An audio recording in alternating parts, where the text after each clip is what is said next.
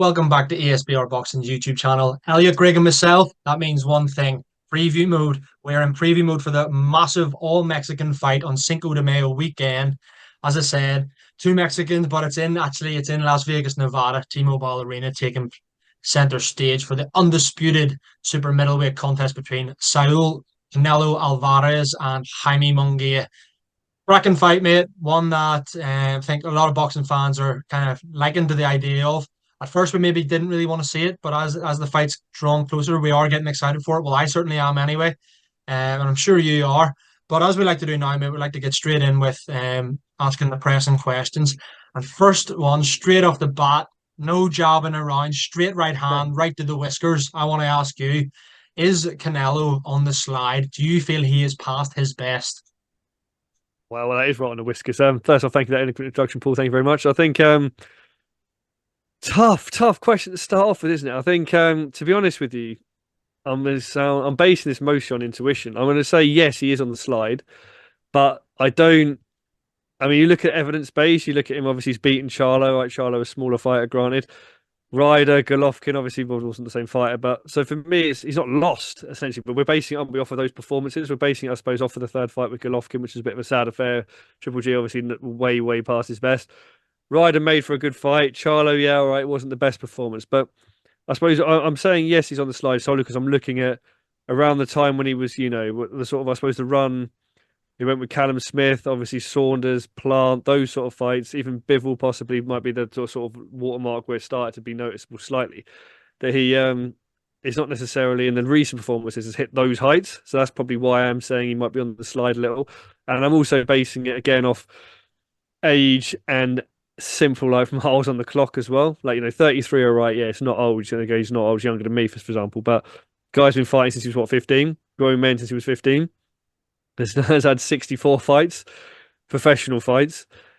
That's outrageous. So for me, yeah, he is losing possibly a little bit. I think that, in the sense of just miles and wear and tear.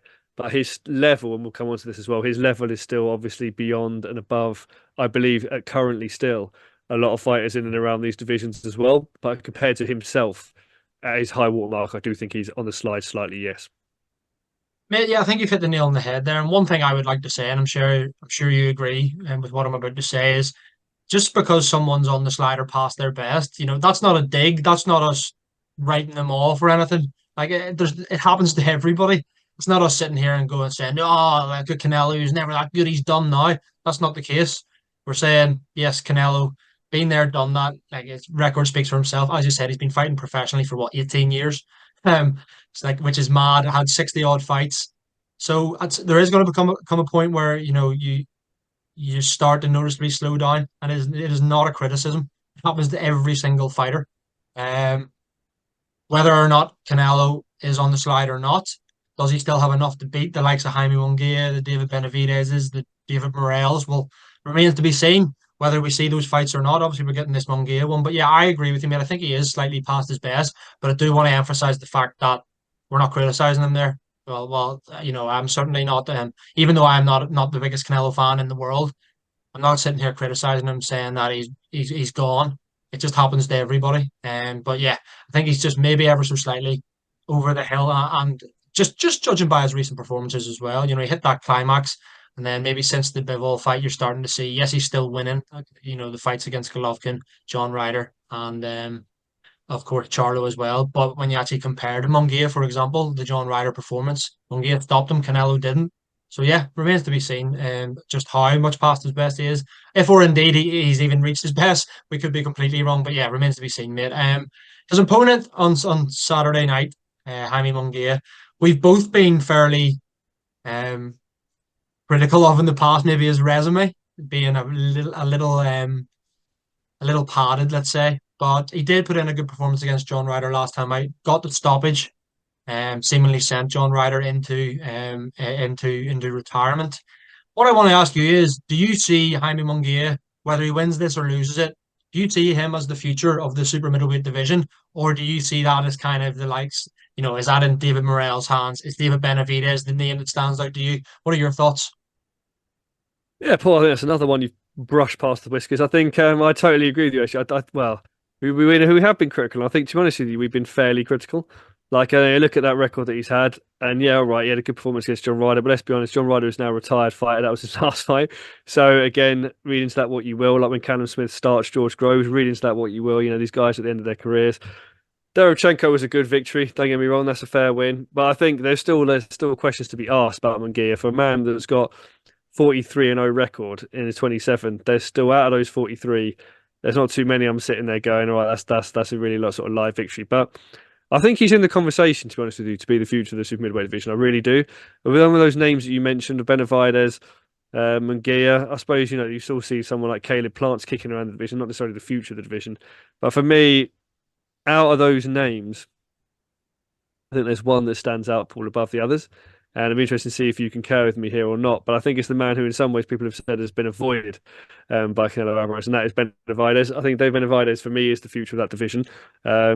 I think he's better than Munguia. I'd like to see that fight next.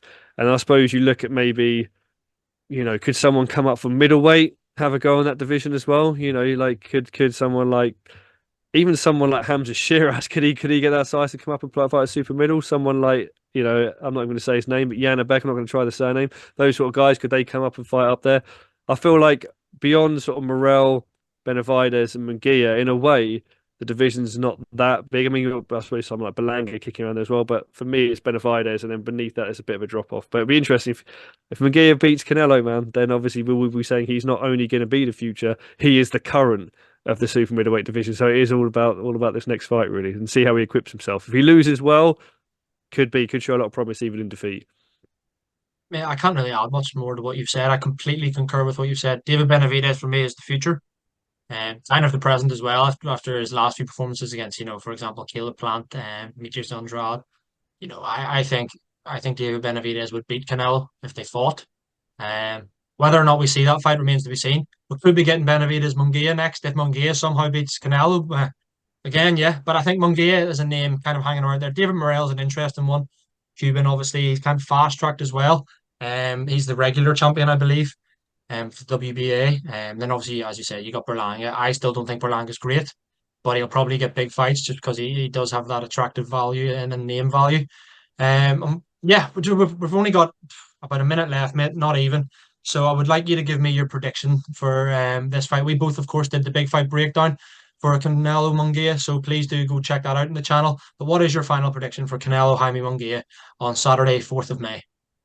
You know what, man? I see it being a tough fight in some ways for Canelo. I think Munguia will be live. I think he'll come and try and press the action against Canelo, but I see it actually suiting Canelo. I think Canelo counter punching sort of performance here, and I see Canelo winning on points, fairly wide points decision.